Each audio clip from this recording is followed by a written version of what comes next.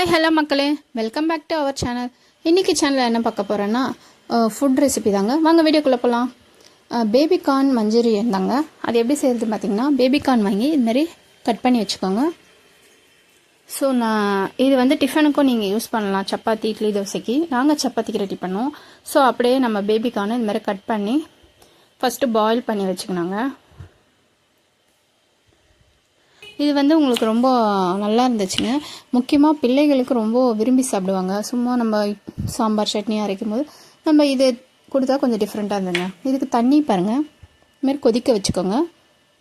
அப்புறம் கட் பண்ணதை இப்படி போட்டு ஒரு முக்காப்பதான் வெந்தால் போதுங்க. ஒரு 3-4 மினிட்ஸ் ஆஃப் ஆக்கிடுங்க. வெந்ததை நல்லா ஆற வச்சுக்கோங்க. ஆற வச்சுட்டு இதுமாரி ஒரு கிண்ணத்தில் போட்டு நீங்கள் நல்லா ஆற வைக்கணும், ஓகேங்களா? ஆற வச்சு இதுமாரி கிண்ணத்தில் போட்டு இதுக்கு பார்த்தீங்கன்னா கார்ன்ஃப்ளவர் மாவு ஒரு 2 ஸ்பூனுங்க போட்டுக்கோங்க, ஓகேங்களா? அப்புறம் அது கூட பார்த்தீங்கன்னா நம்ம உப்பு தேவைக்கேற்ப போட்டுக்கோங்க. அப்புறம் ரெட் சில்லி அது ஒரு 1/4 டீஸ்பூன். அப்புறம் கரம் மசாலா பவுட்ரு அது ஒரு 1/4 டீஸ்பூன்.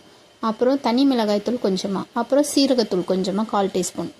இது பார்த்தீங்கன்னா உங்களுக்கு தனியாத்தூள். ஸோ எல்லாமே இப்படி போட்டு மிக்ஸ் பண்ணிக்கோங்க, மிக்ஸ் வெல்.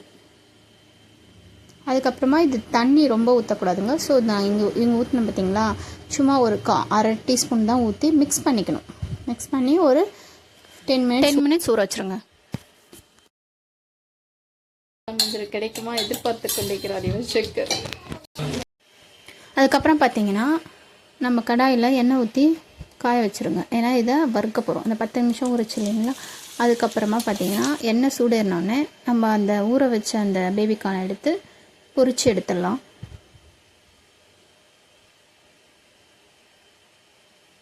ஸோ நல்லா மொறுன்னு வரணுங்க. ஓரளவுக்கு வச்சுட்டு அப்புறமா கொஞ்சம் வேகும் போது கம்மியாகிக்கோங்க.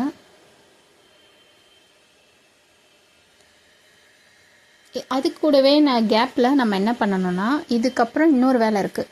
ஸோ ஆனியனை கட் பண்ணி எடுத்துக்கோங்க. ஆனியன் எந்த ஷேப்பில் நீங்கள் கட் பண்ணுறீங்கன்னு பார்த்தீங்கன்னா, இங்கே பாருங்கள், என் ஹஸ்பண்ட் பண்ணுறாரு. இதோ இந்த ஷேப்பில் பண்ணால் தான் கொஞ்சம் நல்லா இருக்கும்னாரு. ஸோ அதனால் அவரே எனக்கு பண்ணி காமிங்கன்னு சொன்னேன். அவரே ட்ரை பண்ணி எனக்கு காமிச்சார். இதுமாரி வந்தால் தான் அது நல்லா நம்ம சாப்பிடும் போது நல்லா சூப்பராக இருக்கும்னாரு. கூட என்ன பண்ணணும் நம்ம பார்த்திங்கன்னா, பூண்டு சின்னதாக துண்டுகளாக நறுக்கி வச்சுக்கணும்.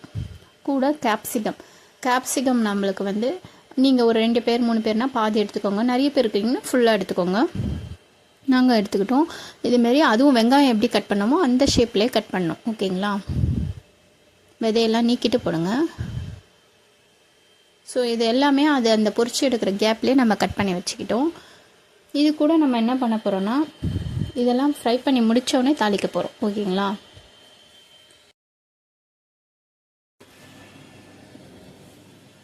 அப்புறம் பார்த்திங்கன்னா வெங்காயத்தாள், இது ஆக்சுவலி மாடி தோட்டத்தில் மேலே வந்துச்சு. ஸோ அந்த வெங்காயத்தாளை வந்து இங்கே இதுமாரி குட்டி குட்டியாக கட் பண்ணி வச்சுக்கோங்க. ரொம்ப டேஸ்ட்டாக இருக்கும். கூட கால்சியம் சத்தும் நம்மளுக்கு கிடைக்கும். லைட்டாக இஞ்சி சின்ன துண்டு அதையும் கொஞ்சம் நறுக்கி வச்சுக்கோங்க. இப்போ நம்ம பொரிச்சு வச்சதை நல்லா ஆற வச்சுக்கணும், ஓகேங்களா? இப்போ நாங்கள் 2வது வாட்டி வேறு போட்டிருக்கோம். ஸோ அதையும் பொரிச்சு எடுத்துட்டோம். இதுமாரி நல்லா ஆற வச்சுருங்க. இதுக்கப்புறம் தான் திருப்பி கொஞ்சமாக ஆயில் ஊற்றிக்கோங்க. ஆல்ரெடி நம்ம நிறையா பொரிச்சு எடுத்ததுனால கொஞ்சமாக ஆயில் ஊற்றி காஞ்ச பிறகு எதுவுமே போடக்கூடாது, டைரெக்டாக பூண்டு போட்டுருங்க. பொடியை நறுக்கி வச்சுருந்தோம் இல்லையா, அந்த பூண்டு போட்டுருங்க. அது கூடவே வெங்காயம் இஞ்சி நம்ம கட் பண்ண அது, அப்புறமா கேப்சிகம். லைட்டாக பூண்டு வறுக்க ஆரம்பித்தோன்னே இது எல்லாமே போட்டு போடணும், ஏன்னா தீயக்கூடாது. இஞ்சி எல்லாமே போட்டு ஓரளவுக்கு, அதாவது எப்படி சொல்லிட்டு கொஞ்சம் செவக்கணும், அதுமாரி நீங்கள் வதக்கிடுங்க.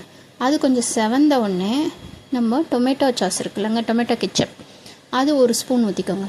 ஸோ அது 1 ஸ்பூன் ஊற்றிட்டு ஒரு 2 மினிட்ஸ் வதங்கட்டும். அதுக்கப்புறம் பார்த்தீங்கன்னா இது என்னென்னு பார்த்தீங்கன்னா, கார்ன்ஃப்ளவர் மாவு இருக்குல்லங்க, அதை கரைச்சி வச்சுக்கிட்டேன். அப்போ தான் கொஞ்சம் நல்லா வரும் உங்களுக்கு திக்னஸ். இப்போது தேவைக்கு ஏற்ப கொஞ்சம் உப்பு சேர்த்துக்கோங்க.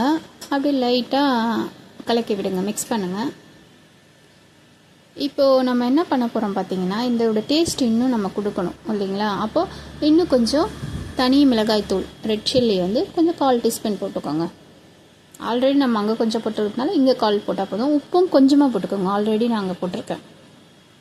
ஸோ திட்டமாக போட்டுக்கிட்டு நம்மளுக்கு இன்னும் டேஸ்ட் கொடுக்கணுன்னா இதுமாரி ஒரு அரை டீஸ்பூன் சுகர் ஆட் பண்ணிக்கோங்க. ஒயிட் சுகர் வந்து அரை டீஸ்பூன் போட்டுட்டு நல்லா மிக்ஸ் பண்ணி விடுங்க. இப்போ பாருங்கள், கொஞ்ச நேரத்தில் இது கெட்டியாக ஆரம்பிக்கும். ஏன்னா நம்ம போட்டிருக்கிறது கார்ன்ஃப்ளவர் மாவு. ஸோ அந்த மீடியம் ஃப்ளேமில் வச்சுட்டு நம்ம பொரித்து வச்சுருக்க பேபிக்கான இதுக்குள்ளே போடுங்க. போட்டுட்டு இப்போ வந்து கரெக்டாக இறக்கும் போது தாங்க போடணும். ஸோ நீங்கள் அடுப்பை அணைச்சிடணும்.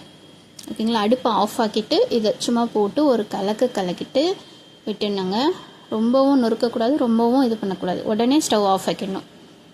உடனே இந்த வெங்காயத்தால் இன்னும் கொஞ்சம் வச்சுருந்தோம், அதையும் மேலே தூவி விடுங்க. கொத்தமல்லி தலையும் தூவி விடுங்க. ரொம்ப டேஸ்டியாக இருந்துச்சு. நீங்களும் ட்ரை பண்ணி பாருங்கள். இது என் பையன் எப்படி இருந்துன்னு சொல்லுவான், கேளுங்க.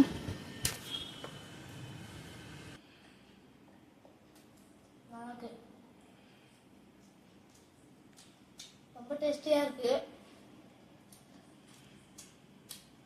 சாதம் உப்பு எல்லாமே கரெக்டாக இருக்குது.